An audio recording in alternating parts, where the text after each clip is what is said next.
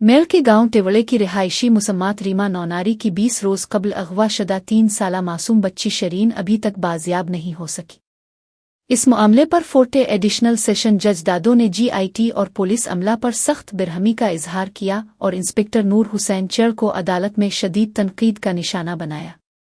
अदालत में जज ने कहा कि आप नाअहल हैं, एक बच्ची को इसके वालिद के हवाले नहीं करवा सकते और सिर्फ तारीख लेने के लिए अदालत में खड़े हैं। अदालत ने SSP दादो को 6 नवंबर तक बच्ची को अदालत में पेश करने का हुक्म दिया और केस की समाअत भी 6 नवंबर तक मुलतवी कर दी।